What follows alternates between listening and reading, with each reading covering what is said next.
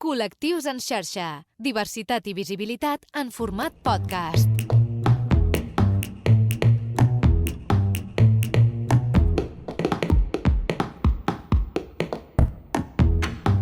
Benvinguts al Col·lectius en xarxa. Lluís, com estàs? Què tal?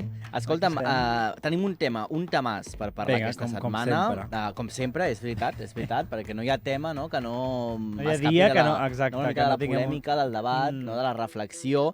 I és que en aquest programa, en diverses ocasions, hem parlat dels entorns rurals. Tenim un episodi que es diu Món Rural. Sí.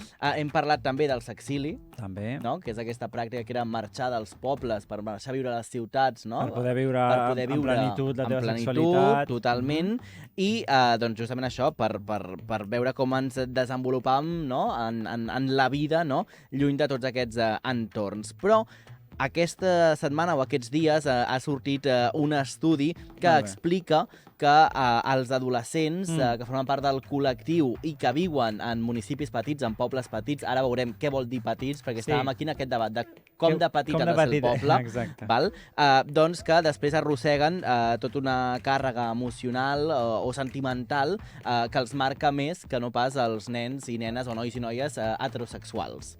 Avui parlarem d'això. I ens acompanyarà la Gemma Drou-Roget, que ella és qui ha fet aquest estudi que s'ha publicat en diversos mitjans de comunicació, i la preguntarem una mica, doncs, això, com s'ha fet aquest estudi, què n'ha extret d'aquest estudi, i també, doncs, com és el pas aquest, no?, de l'adolescent a la vida adulta, i com són aquests problemes amb els que s'hi acaben trobant. Què et sembla? Vinga, superbé, superinteressant. Molta feina per endavant, molta perquè feina. Tu em deies, diu, Premià de Mar. Jo quan era petit era Premià de Mar, però clar, el poble, no sé com, si Premià de Mar estaria dins d'aquests pobles petits o si encara han de ser més petits els pobles. A veure què ens diuen. A veure què ens diuen. Doncs som-hi? Vinga, som-hi. Va, pensa que l'hem de dir la frase, que cada cop és més llarga. Val? Perquè clar, després de 153 episodis, la frase va creixent en volum. Va, doncs avui al Col·lectius en xarxa, la realitat dels pobles. Comença el Col·lectius en xarxa amb Lluís Rodríguez Lago i Manel Ferrer.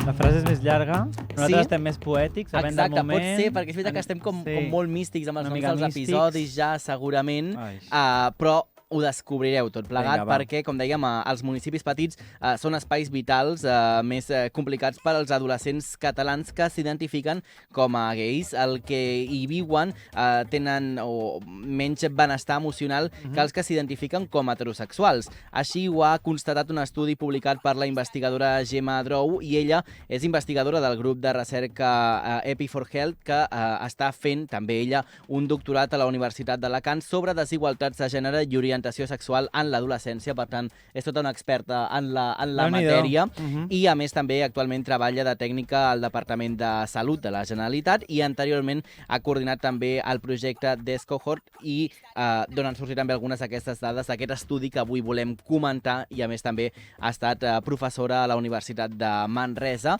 i ara, si et sembla, en res la saludem per començar a desgranar també tota aquesta informació. Col·lectius en xarxa, el programa queer de la xarxa que vol fer-te reflexionar sobre tot allò que algun cop t'has preguntat. Doncs vinga, la saludem. Gemma, com estàs? Què tal? Hola, què tal? Molt bé. Gràcies per acompanyar-nos. Primer de tot, i per situar-nos una mica, explica'ns una mica d'on neix aquesta investigació i com comences a estirar del fil de tot plegat. Bé, doncs aquesta investigació va ser el meu treball de final del màster de Salut Pública, i va sortir una mica perquè em sembla com una de les grans lluites actuals, no?, aquesta igualtat de gènere i d'orientació sexual. I també com que en aquell moment estava treballant amb el projecte Descohort, que és un projecte que estudia l'estat de salut i els determinants de la salut dels joves de la Catalunya central, doncs tenim molt clar que la realitat dels joves i dels adolescents a les grans ciutats no és la mateixa que a la Catalunya central, a municipis més grans, més petits, i d'aquí va sortir com una mica aquesta idea. Gemma, la dada més clara que n'extreus de la teva investigació, entre d'altres que ara en parlarem, és que els adolescents LGTBI dels pobles petits pateixen molt més que els que conviuen potser en entorns més grans. Amplia'ns una mica aquestes dades i en què ho bases? Com vas poder extreure aquesta conclusió? Doncs per ubicar-vos una mica, i també amb això que comentàveu, Premià comptaria com a municipi petit o no? Sí. Doncs una mica el que comparàvem en aquest estudi eren 3 territoris. D'una banda, Barcelona, que allà es passa una enquesta, l'enquesta Fresc en adolescents, i de l'altra banda, a la Catalunya Central van passar aquesta enquesta DESC a diferents tipus de municipis i vam dividir els municipis de més de 30.000 habitants, que serien Vic, Igualada i Manresa, aquests separats dels altres de menys de 30.000 habitants, no? Que a part del nombre d'habitants, doncs, també el fet que Vic, Igualada i Manresa siguin ciutats universitàries, doncs també porten com molt més de flux, de persones de fora, moviment estudiantil, etc. No? Que al final hi ha més moviment en general, que això també pot fer que evolucionin les normes socials, no? I tal com comentàveu, doncs un dels resultats que potser que ha cridat més l'atenció és que concretament els nois gais dels municipis petits tenen més malestar emocional, i això no s'observa als municipis intermedis, com serien Vic, Igualada i Manresa, ni a Barcelona, però en canvi els adolescents bisexuals, els nois bisexuals i també les noies bisexuals, tenen més malestar emocional en tots 3 tipus de municipis. No? I això em sembla interessant perquè és com una manera de veure que, tot i que potser amb l'homosexualitat hi ha hagut una acceptació progressiva a les ciutats més grans ja, doncs la bisexualitat encara està més estigmatitzada i, per tant, a tots 3 territoris, també a Barcelona, encara veiem més aquest estigma.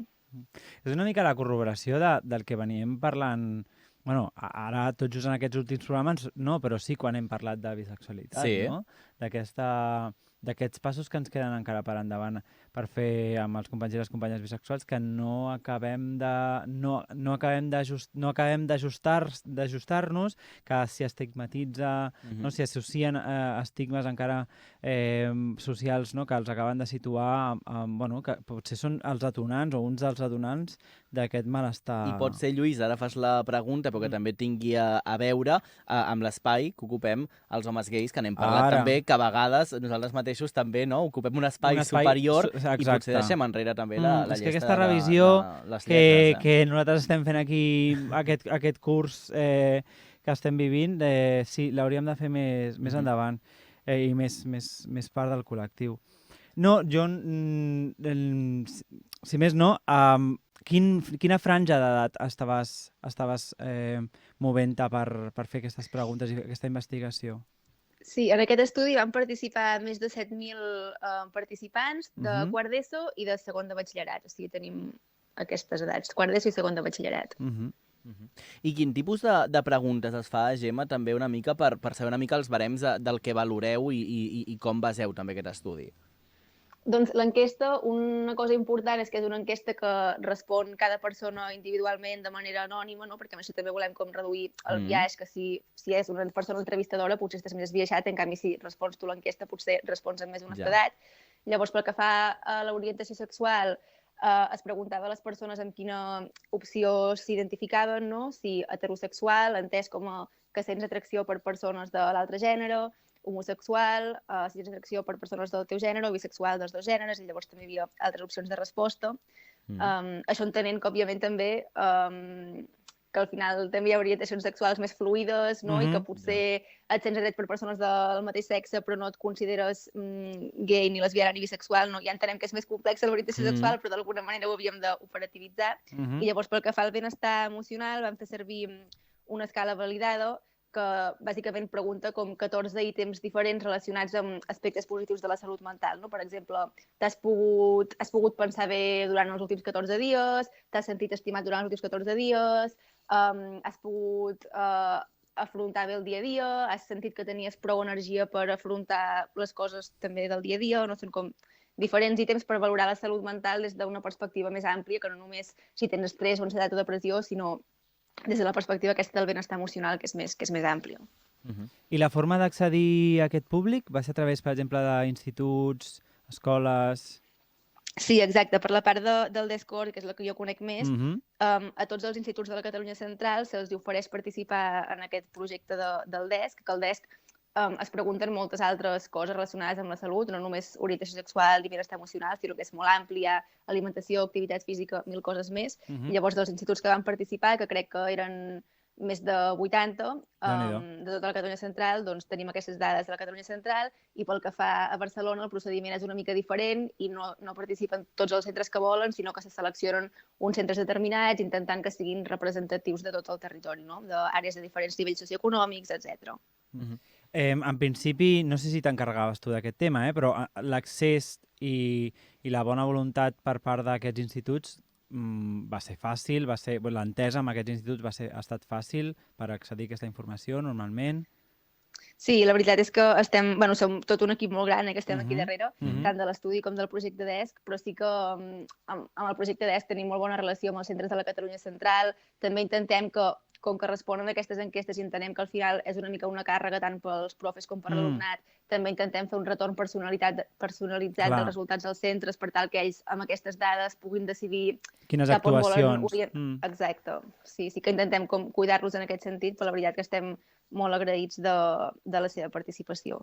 Ves que ara, amb el currículum nou, a les escoles existeix el vector aquest de benestar emocional que algunes escoles segurament i instituts ja hauran explorat moltíssim i altres doncs, potser estan en camí de fer-ho i és a vegades, penso jo, no sé què en pensaràs tu, a vegades penso jo que tractar segons quins temes sí que és veritat que és responsabilitat del sector educatiu, però a vegades les mestres, professores, professors encara no saben del tot com abordar segons quines temàtiques, potser per por de reacció de les famílies, por de reacció dels infants que tenen al davant.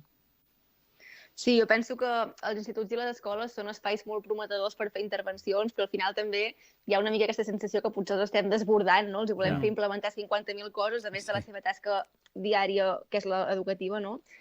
Llavors crec que si es volen fer aquestes intervencions de promoure el benestar emocional, etc., està superbé, però també s'han de posar com uns recursos per tal que aquesta escola ho pugui fer. I quan dic recursos vull dir econòmics, de persones, etc., però també assegurar que els professionals que hi ha allà estan formats per poder fer bé aquest tema, no? Perquè, per exemple, si tu fas un taller d'educació sexual, però potser tu no has estat format per això i potser segons com encara acabes perpetuant més uns estereotips i la teva intervenció acaba fent més mal que bé, no? Per tant, també tenir aquesta consciència que els profes no tenen per què ser experts de tots els temes i que, per tant, s'han de poder formar amb aquests eixos que es considerin estratègics pel benestar dels adolescents.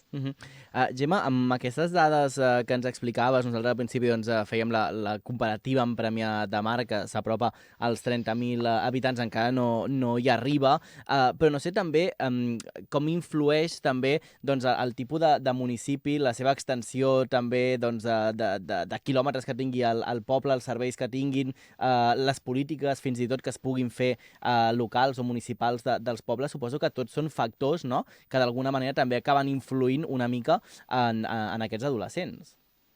Clar, això, en aquest estudi concret no hem examinat tant això, sí que hem separat per territoris, però no hem explorat en profunditat quines són aquestes causes d'aquestes diferències, no? Sí que tenim hipòtesis, però no les hem pogut contrastar en aquest estudi, però si tot això que comentes són factors que altres estudis ens marquen, no?, que el tema aquest d'estar més aïllat, de no haver-hi col·lectius o persones amb els mateixos interessos, preocupacions que tu, el tema de polítiques, de normes socials, està claríssim. Tampoc no vull com estereotipar els pobles petits, no necessàriament han de tenir ideologies més antigues, diguéssim, però és veritat que, òbviament, en una ciutat universitària hi ha molt moviment de persones, per tant és més fàcil que entrin noves idees, també de persones joves que arriben, no? Per tant, sí, hi ha molts factors aquí. Sí, al final l'important és veure com el territori pot condicionar l'experiència de la teva orientació sexual i, per tant, és important que com a territori ens n'encarreguem de que tothom pugui gaudir de la seva vida i amb les seves característiques, no? És a dir, no condemnar que els pobles petits, doncs mira, si ets un noi gai no hi estaràs bé, sinó fer que a tots els territoris l'entorn ajudi a que tothom estigui bé i en igualtat de condicions. Per replantejar-t'ho tot, escolta Col·lectius en xarxa. Ens deies fa una estona, no?, que diferenciava o que teníeu en compte, i ara també ho has dit una mica, aquestes ciutats que tenien universitats, no?, per aquesta afluència de gent més jove, de gent nova, de gent que arriba d'altres ciutats, d'altres municipis. Aquí també podem veure una escletxa, no? Es produeix una escletxa, dic jo, es pot produir una escletxa de desigualtat en el benestar emocional de les persones o dels joves si tenen o no tenen accés a estudis, per exemple, no? Clar, això que comentes, també suposo que la nostra població és població adolescent, per tant, en principi, aquí no hi ha d'haver aquestes desigualtats tan marcades, no? Perquè, vull dir, potser és més com a l'educació postobligatòria, diguéssim, que sí que hi ha més trajectòries diferents, però precisament a l'educació secundària obligatòria, en teoria, tothom ha d'estar com més en igualtat de condicions, no? Sí. Amb tot el que ens expliques, Gemma, no sé si a partir de totes aquestes dades que heu pogut recollir, si també us dona pistes per d'alguna manera fer créixer aquest estudi i començar doncs, també a resoldre altres incògnites, no? O altres punts dels que segurament us llença aquesta investigació que heu fet ara. Per mi, la clau de tot plegat és que al final la investigació s'acabi traduint en accions, no? Molt bé, ja tenim moltes dades, sabem que aquestes desigualtats, doncs com les abordem, i per mi una eina molt poderosa és l'educació sexual i afectiva, des d'una perspectiva feminista i de la diversitat, no? Perquè al final això acaba trencant molts mites, molts estereotips que condicionen la pròpia sexualitat de cadascú i que també llavors aquests estereotips són els que alimenten moltes vegades conductes discriminatòries que de fet els resultats del nostre estudi marcaven que aquestes desigualtats de benestar emocional moltes vegades estaven influenciades pel fet d'haver patit més assetjament escolar. No? Llavors crec que una bona manera de tallar tot això d'arrel és l'educació sexual i afectiva, així que ara també estem interessades com en avaluar com aquestes intervencions d'educació sexoafectiva doncs, poden trencar una mica tots aquests mites al voltant del gènere, de l'orientació sexual, etc. Perquè no sé si ens ho pots dir, però quines conseqüències veieu o us feien detectar aquesta falta de benestar emocional? Què contestaven? El benestar emocional és aquest qüestionari que comentàvem abans, no? Que són com 14 ítems en els últims 14 dies i llavors et posava com diferents situacions i això depèn de com enfrontis tu la vida, no, diguéssim, si has estat bé en el teu dia a dia, si has estat molt preocupat, no sé què, doncs això és el que ens feia... Bueno, aquesta escala és una escala validada i a partir d'aquí hi ha com uns barems que una puntuació inferior de tant doncs es considera que és més malestar emocional i si no, doncs més benestar emocional. Però vull dir que va més enllà de sentir-se bé o no sentir-se bé, perquè ens parlaves també de capacitat de concentració, m'ha semblat entendre abans, o la facilitat o no per pensar o per poder enfrontar-me a les responsabilitats que tenen al final que són estudiants. Clar, el benestar emocional és així com un constructe bastant ampli, que és com la capacitat que tenim per enfrontar-nos satisfactòriament i sense patiment a les situacions del dia a dia, no? I això està bé perquè és una cosa que, òbviament, doncs, amb el rendiment escolar i tal segur que té molt a veure, i a més que moltes vegades també se sap que a nivell de salut mental hi ha desigualtats també per orientació sexual, no? En temes de depressió, d'ansietat, de suïcidis, i això al final és com la punta de l'iceberg i potser està bé actuar abans, no? Abans d'arribar a coses tan extremes, doncs mirar aquestes desigualtats de benestar emocional per evitar que llavors això no se'n vagi a diagnòstics ja més greus de coses de salut mental. Amb això que ens explicaves també, que s'ha de també doncs, acabar convertint en actes, no? En coses que passin, en accions.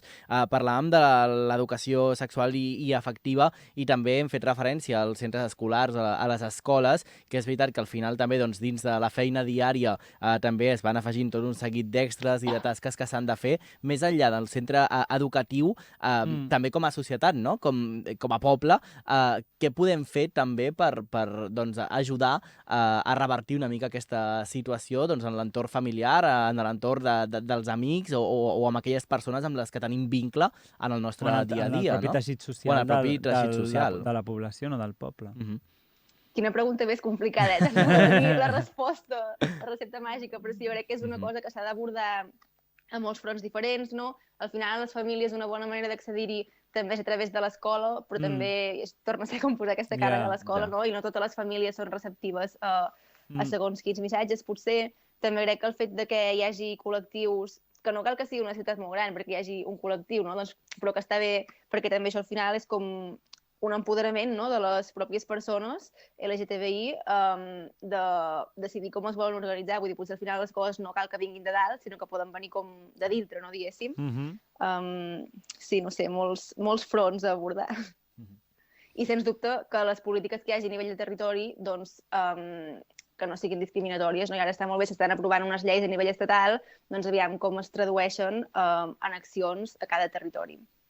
Clar, jo crec que més enllà d'aquestes lleis i accions que n'hem parlat també moltes vegades al Col·lectius en xarxa, inclús també amb consellers, amb directors generals, secretaris generals que han passat per aquí, per aquest programa, és veritat que està molt bé, però suposo, Gemma, que també és el que tu deies, que cal també que s'acabi després adaptant, no? O s'acabi construint també doncs, en l'entorn concret, no? I acabi tenint també aquesta conversió en accions que també tinguin validesa i que funcionin, no? I que tinguin força, doncs, tenint en compte això, la dimensió del poble, les entitats que puguin haver, el teixit associatiu que pugui haver i els recursos que tinguin a l'abast, no? A prop de casa seva, no? Que no hagin de recórrer al final a les grans ciutats per arribar a aquest tipus de recursos.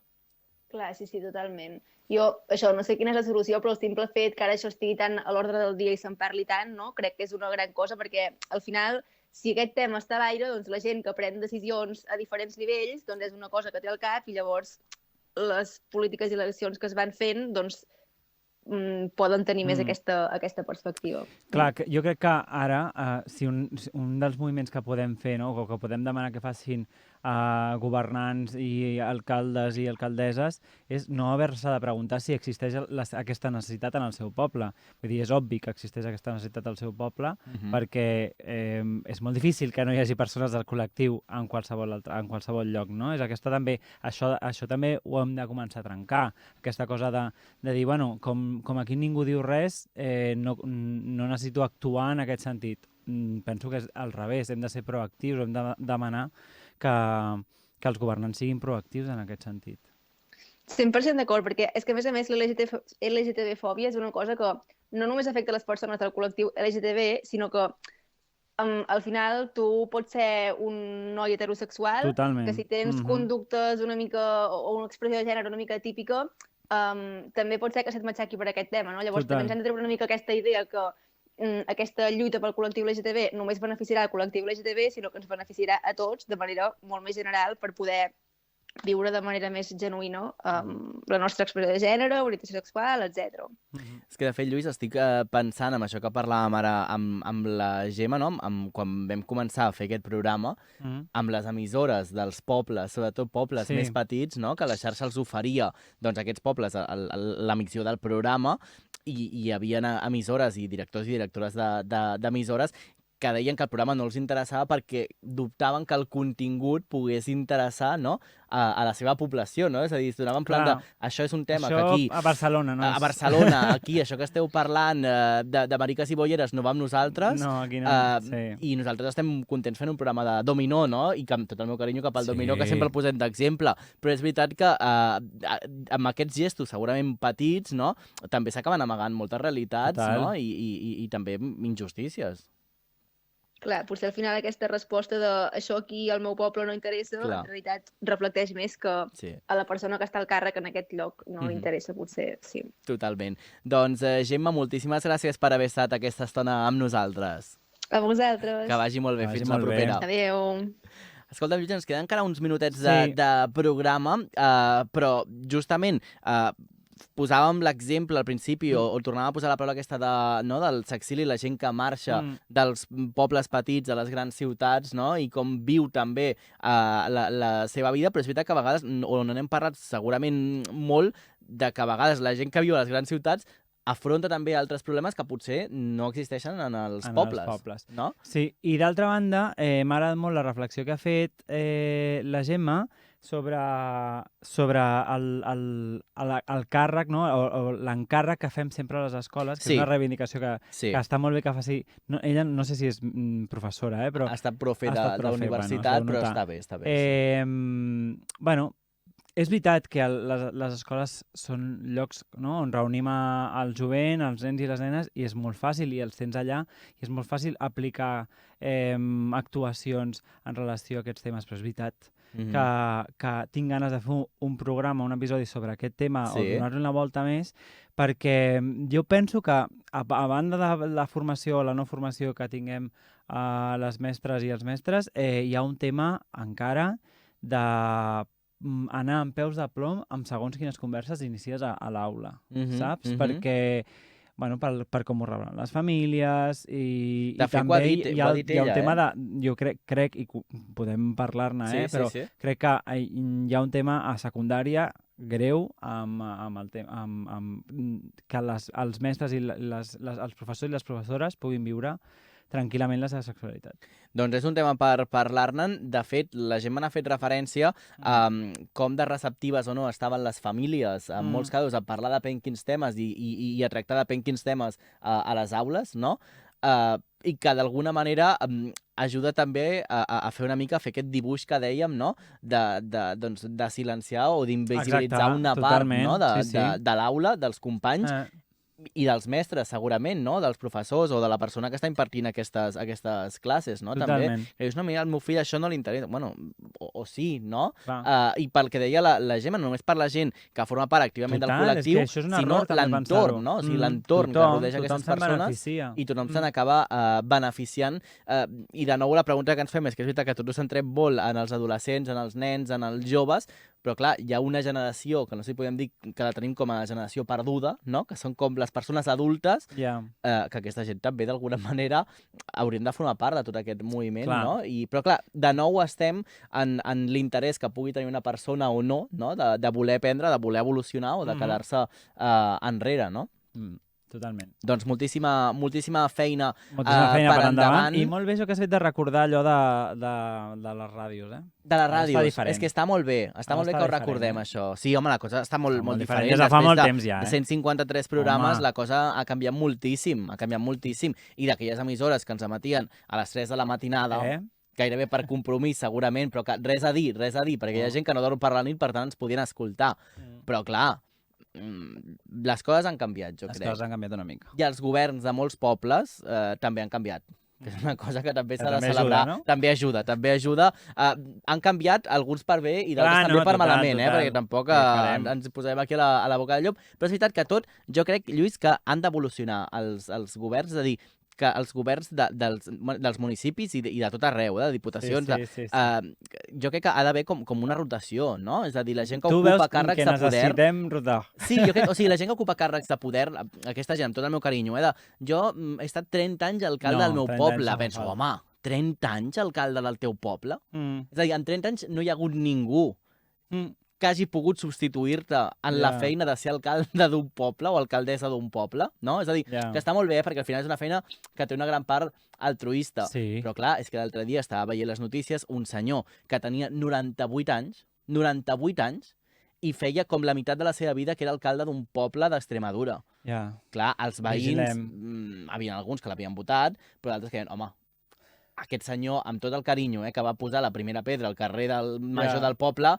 amb tot el carinyo podria passar a un altre, no? I a més, és que no era avi, és que era requetebesavi, aquell senyor. És a dir, tenia família per dedicar-se. Per l'altra banda, no? Molt mèrit també, però jo crec que també fa estat, no? A les noves generacions. Algú deuria haver en aquell poble que voldria ser alcalde o alcaldessa o regidor o regidora, no? Totalment. Però mira, fixa que no he dit el nom d'aquest senyor, perquè tampoc el sé, però queda saludat, potser és oient del col·lectiu en xarxa. Marxem escoltant música o recomanant música? Mira, avui recomanem Júlia o Júlia de Leo Ricci. Molt bé, doncs amb aquesta cançó marxem. Gràcies per escoltar-nos, per veure'ns i fins la propera setmana. Adéu.